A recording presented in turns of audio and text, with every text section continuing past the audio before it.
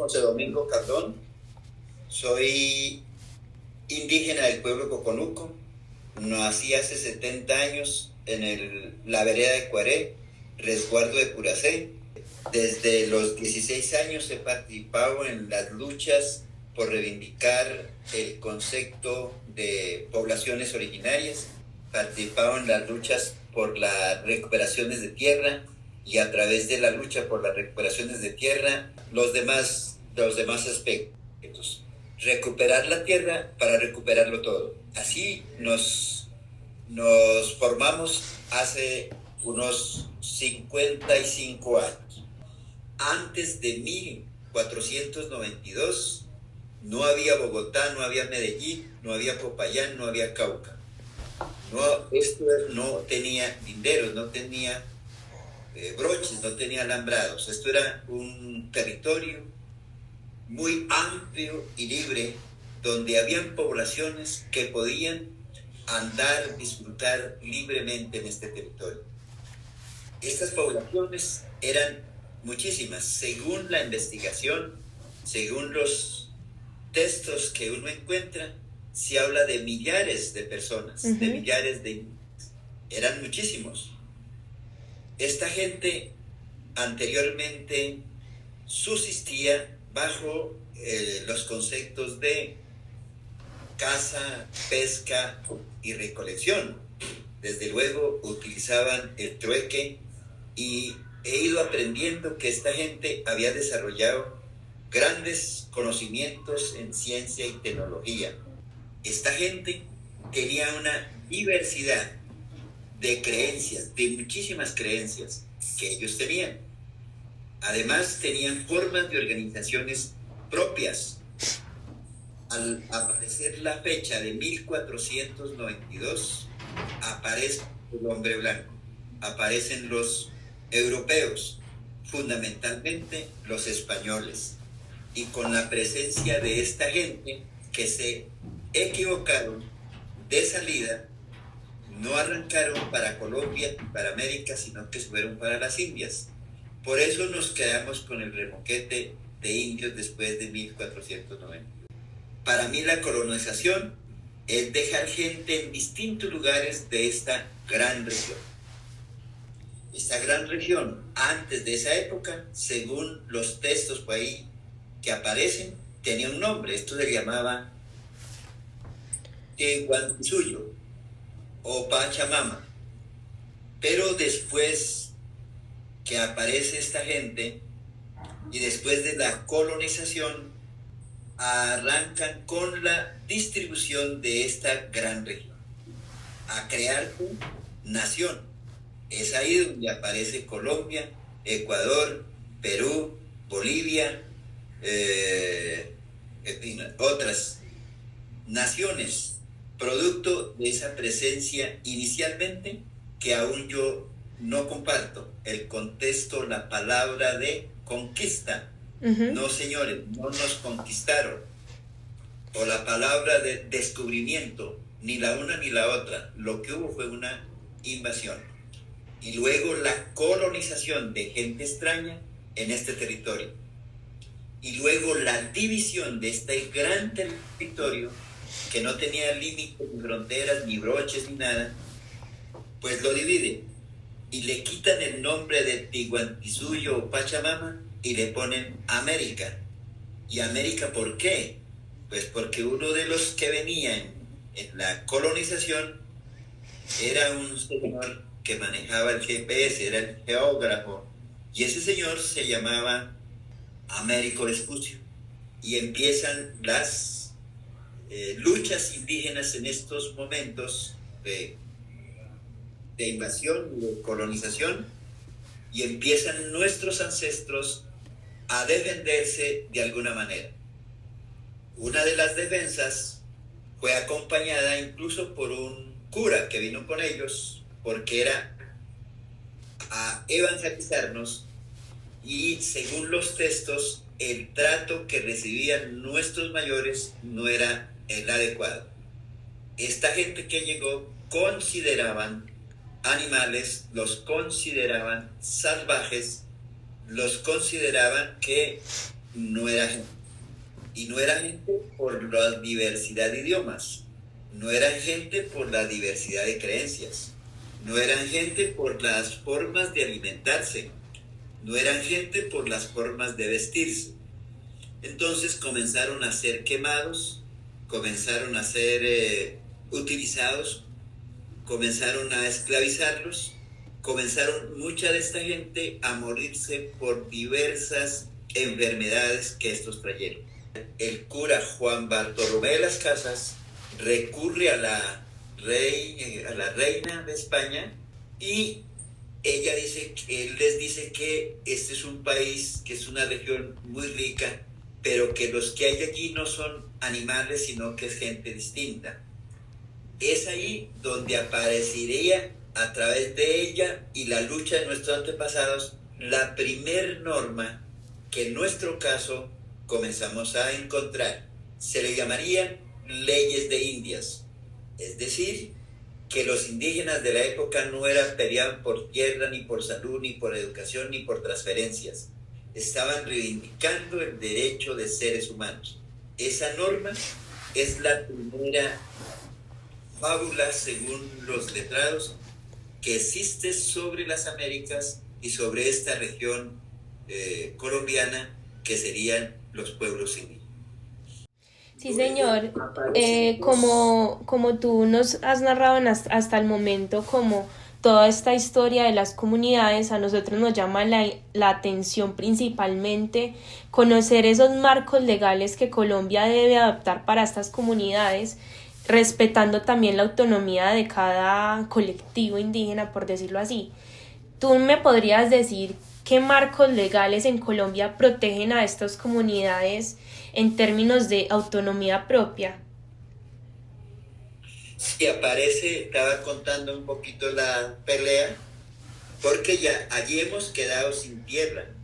Toda esa tierra que hay está en manos de otros, está en manos de naciones, está en manos de departamentos, está en manos de municipios, y como los indios estaban acabando, aparece por allá en 1600, en el año 1600, 1700, la primera norma que aún está vigente.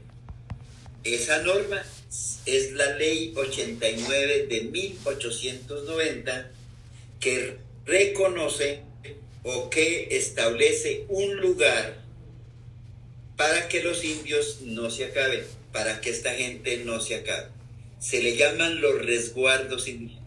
Okay. En esta ley aparecerían dos figuras. Primero, el resguardo indígena. Y el resguardo tiene que ver para resguardar, para proteger a los indígenas que no se acaben. Pues si se acaban los indígenas, con lo que le he contado, a esta gente se le acabaría la mano de obra. Fue por la época que trajeron también a hermanos afro. Entonces, esa norma dice que donde hay una pequeña población indígena que tenga las mismas características de color, de altura, de lengua, de formas de vida, de vestir, son indígenas, y que debe haber un resguardo indígena. Así se llama la norma. Ese resguardo tiene unas características. Es exclusivamente para población indígena. Y no son tierras de manera individual. Son tierras para un grupo, para una población que tenga las mismas características. Esas tierras entonces son de propiedad colectiva. Esas tierras no se pueden vender, no se pueden enajenar, no se pueden hipotecar. Esas serían las características. Estas tierras están por fuera del mercado. Estas tierras no pagan catastro o impuesto. Esas son, de manera general, las características que tiene el resguardo indígena. O sea que el resguardo... Evidentemente está la población que se autodenomina indígena. En ese resguardo hay una cultura y tienen una forma de gobierno. Llámese mamos, llámese huerjayá, llámese tribus o clanes. En este caso, en el Cauca, se llamaría cabildos indígenas. Ahí nos impusieron el concepto de resguardo y la palabra cabildo. Acá ya había en forma orgánica. Y le establece las competencias o las funciones que tendría ese cuerpo colegiado, que será nombrado por la comunidad en día y hora que esa autoridad señale, y ella tiene la competencia de contar su gente. Se le llama hoy el censo de población que tiene esa comunidad. Es la autoridad síndica para buscar que sus comunidades tengan buenas condiciones de vida. Tiene la competencia de revisar la tenencia de la tierra al interior de esa comunidad, buscar la solución, incluso si hay comunidad o una familia que tiene mucha tierra y pocos hijos, tiene la potestad de segregar. Segregar es quitarle la tierra al que tiene y entregarle a una familia que no tiene. También tiene la potestad de controlarse internamente, es decir, evitar, solucionar los conflictos que al interior se dé de este resguardo.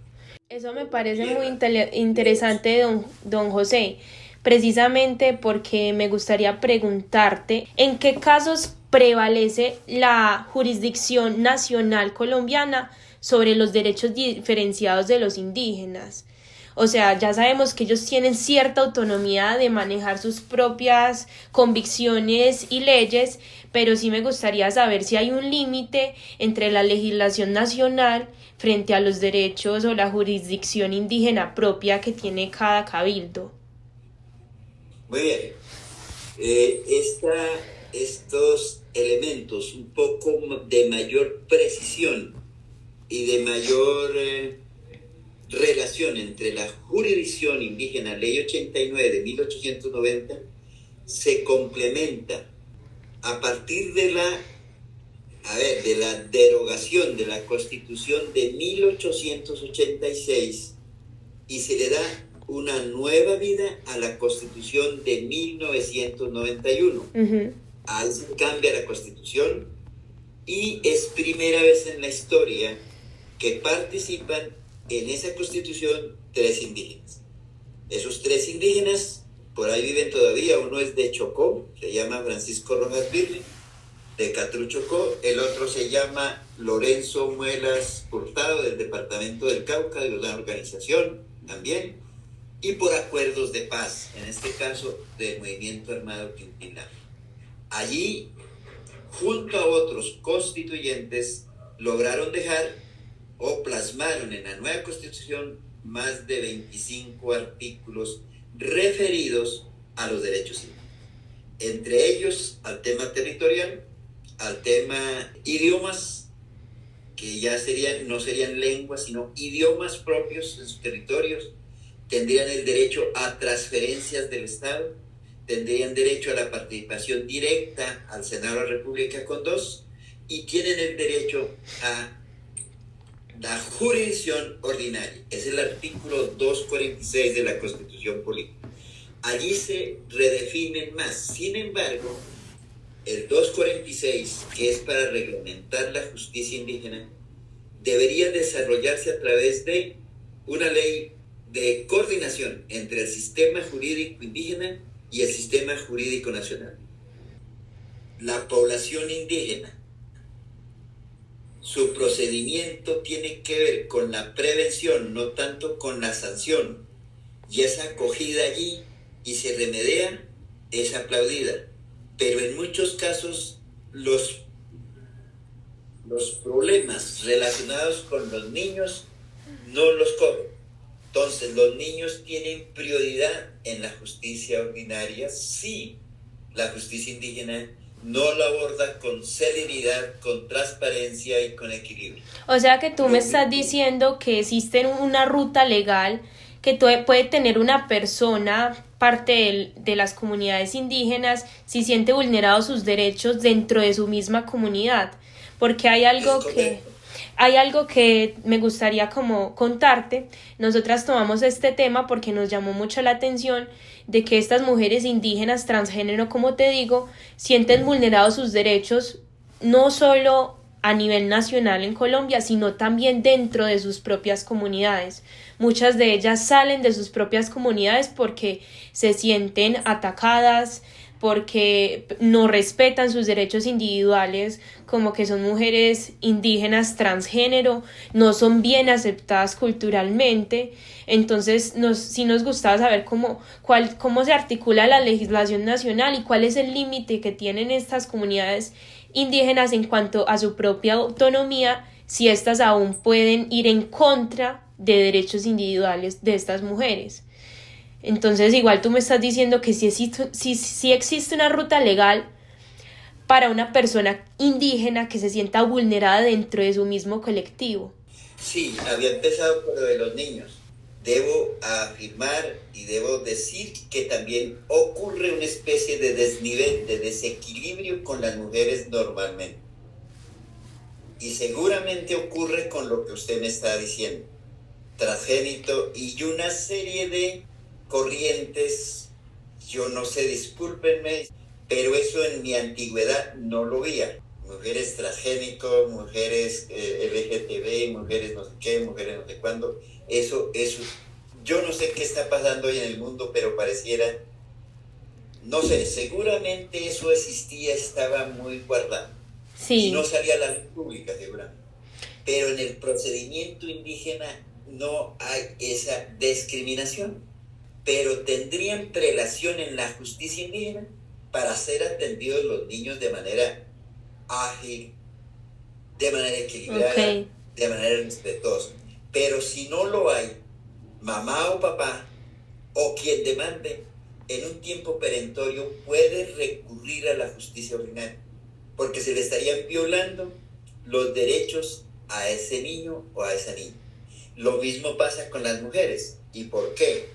Porque en la mayoría que yo recuerde de nuestras autoridades, en su mayoría son hombres y no han podido llegar a la participación, sí, pero a la representación no. Son pocas las mujeres que llegan a ser autoridades, y mientras las mujeres no lleguen, se preparen y lleguen a ser autoridades, sigue habiendo injusticia internamente. Luego puede ocurrir con las mujeres que usted dice, con las transgénicos, con los lesbianas, con los gays, etcétera, todo lo que hay. Es muy posible que eso ocurra. Yo he oído en compañeros que dicen que eso es una enfermedad, que eso hay que curarlo de manera distinta. Yo no sé cómo, pero un procedimiento, incluso he observado que los compañeros que tienen esas características no son aceptados en ninguno de los cargos del cabildo, de la asociación o de la misma organización. Hay discriminación sobre la sociedad. Una tarea que le corresponde de manera muy, muy horizontal, muy nítida, muy transparente, para formar la gente y que podamos avanzar en abrir escenarios que tengan que ver con reglamentar nuestra propia jurisdicción. No necesariamente con la justicia, pero mientras no haya eso, tienen prelación los niños, las mujeres, y las mujeres que usted dice y otras que se sienten. Si al interior de las comunidades no se puede hacer eso, para eso está el juzgado de ahí del pueblo, para eso recurran. Donde yo sí siento que la jurisdicción ordinaria no se mete es con el tema territorial. Ya he oído varios casos, hay un caso acá en el Cauca entre el pueblo Misak, y eso lo tienen que resolver ellos mismos, por territorio y por asuntos de orden político. Lo mismo pasó con los compañeros arhuacos, que tenían unas diferencias grandes, y ninguna institución puede inmiscuirse en los asuntos de esta naturaleza. Pero en lo que tiene que ver con la parte humana, la justicia ordinaria no tiene cerradas las puertas, pero tampoco las ha tenido y las tiene abiertas para solucionar estos temas. O sea, tú me dices que sí existen instituciones legales o un proceso, un debido proceso para estas personas que se sientan vulneradas dentro de sus propias comunidades, pero también tiene sus límites propios porque hay cosas que solo se pueden mediar dentro del mismo cabildo. Lo que es de tierras, lo que es de deudas, lo que es de linderos, lo que es asuntos de orden económico, bueno, eso lo tienen que ver. Pero estos temas relativos a lo humano, pues yo digo, hay que recurrir, pero agoten los procedimientos. Es necesario que los demandantes o las demandantes recurran con texto escrito, así como lo quieran, pónganlo allí, primera conversa hablada como estamos hablando aquí. La segunda cosa, dejen por lo menos un escrito. La tercera, llévese 1, 2 o 3 testigos. ¿Cómo se llama? El procedimiento ante su propia autoridad fue agotado. En consecuencia de que no hubo atención, recurro a la justicia ordinaria. Ok, ya entiendo. Y de hecho, sobre lo que mencionaste, que algunos de tus compañeros definen esta identidad de género como una enfermedad, de hecho no es un caso aislado, porque haciendo la investigación nos dimos cuenta que las personas dentro de las mismas comunidades no son aceptadas precisamente porque no han normalizado completamente pues estos temas de identidad de género, pero que día a día van tomando más fuerza o de alguna manera ellas recurren a ir a otros sitios o ir de sus propias comunidades para poder ser libres en cuanto a autonomía y percepción propia. Me gustaría saber, ya que tú conoces y todavía esto no está tan bien visto, si sabes si se está conversando acerca de nuevas leyes que adopten la diversidad de género o no tienes como conocimiento sobre ello, porque igual tú me mencionas que mucha gente todavía lo toma como una enfermedad y de entre las mismas comunidades es visto de esta manera. Hace un mes larguito tuvimos el 17º Congreso del CRIC y esto es un escenario supremamente amplio, muy participativo, y el debate fue muy complejo, muy como dijera, muy amplio.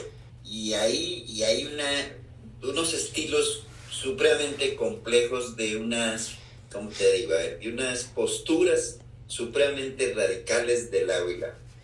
Entonces hay compañeras y compañeros que no aceptan esa diversidad de género, que eso es una moda, que eso es una enfermedad, que no sé. Y los muchachos y las muchachas que vienen con estos temas son supremamente jóvenes y quieren como imponer y los otros cero. Entonces, ahí lo que se quedó, esto no es una cosa literaria, escribir y establecer cómo serían las reglas de juego y establecer bien los códigos. Eso acá en el mundo indígena no es así. Acá en el mundo indígena es más de conversa, de sensibilización, más de comprensión, es más de invitar a los tercos a caminar en la naturaleza. Y la naturaleza, y junto a uno explicándole que los árboles, mire los árboles, todos no son iguales. Hay unos más altos, hay unos más bajitos, hay unos más chaparritos, que el sabor de esos árboles son distintos, que por lo tanto los seres humanos también somos distintos y no somos una enfermedad. Esto es pedagogía, esto es conciencia, esto no es literatura, esto no son nada escrito. No conozco una norma, una jurisdicción indígena escrita no la conozco. Y el día que la escriban se vuelve estándar como una bicicleta y ahí nos quedamos.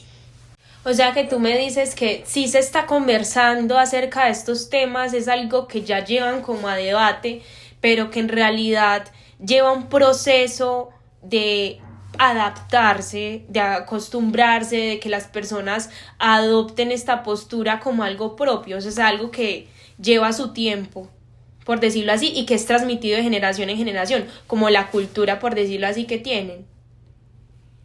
Sí, señora, es algo similar a lo que le pasaba a la sociedad blanca. No aceptaban los indígenas y ha sido paso a paso, poco a poco, conciencia y lucha para Exacto. que reconozcan la existencia de pueblos indígenas, para que reconozcan la población afro, para que reconozcan las poblaciones diversas a nivel nacional.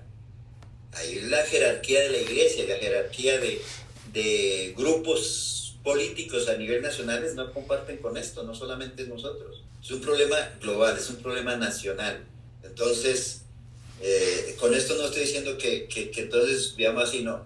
Hemos adelantado charlas, talleres, estamos motivando para que las mujeres participen, para que los muchachos se acerquen, porque yo lo que veo son juventudes con estas características. Entonces, mi pregunta, yo esto no lo vi en mi resguardo, en mi juventud no lo vi, yo lo estoy viendo ahora. Por eso es que no, mayores, que eso es una moda. Digo, pues esperen todavía, que tampoco es así. Puede ser que hasta ahora son cosas que a lo mejor siempre han existido, solamente que hasta ahora la gente tiene como esa autonomía de mostrar lo que en verdad quiere ser en la vida. Y esto lo saco de los relatos que muchas de las propias mujeres indígenas lo dicen, que se sienten de determinada manera y al ver que en sus propias comunidades no son aceptadas, migran a otras ciudades a hacer eso que ellas quieren mostrar. Por eso sí me parece, porque sea como sea, es un fenómeno que se está dando en la actualidad y está, como tú bien lo dices, o liderado por personas jóvenes que sienten como esa autonomía de mostrar esa voz o mostrar ese lado que muchas veces ha sido restringido, porque las comunidades indígenas han sido oprimidas a lo largo de la historia. Ahora una persona que es indígena y aparte tiene una condición especial de género, pues lo es mucho más. Entonces por eso nos parecía como importante conocer acerca de ese límite entre la jurisdicción nacional y la propia autonomía de los cabildos, para saber cuál es ese marco legal que las personas que se sienten atacadas o vulneradas dentro de su propia comunidad pueden recurrir. Sí, señora, estamos en eso. Nos ha costado mucho el reconocimiento legal del resto de la sociedad. Todavía no la reclaman, todavía no la cobran. Como sociedades distintas, como sociedades diferentes, Ajá. con postura, con sueños, con formas de vivir y de ver el mundo. Así nos ocurre al interior del territorio. Por lo tanto, hay una corriente interesante, una corriente más grande, que les dicen compañeras, compañeros, como quieran. La palabra que yo recuerde era buenos días, señores o señoras. Se ha ido acostumbrando ahora que la palabra compañeras, compañeros, o todas o todes, son cosas pues que a partir de la palabra se tienen que ir trabajando. Pero para mí son nuevas cosas. Sí. Hay una apertura, en el caso del Cauca, una apertura. Yo veo a esas comunidades andantes que andan yendo, fueron al Congreso, eran bastantes, están regadas en todos los pueblos, en los 11 pueblos indígenas del Cauca están ahí. Hay compañeros en la coordinación de nuestros programas, son pareja entre hombres, son pareja entre mujeres, eso se ve raro, pero es esa realidad que vivimos. Sí, señor. Bueno, muchísimas gracias pues por compartir este espacio conmigo. De verdad, me gustó mucho saber que al menos estos temas sí se están llevando al debate. O sea, como es un tema actual, y no son casos aislados, sino que cada vez se está viendo mucho más, como tú me lo estás diciendo. Es importante que se toman como en el interés público de las comunidades y también pues a nivel nacional. Entonces muchísimas gracias pues por compartir este espacio conmigo y ya muchísimas gracias, don José.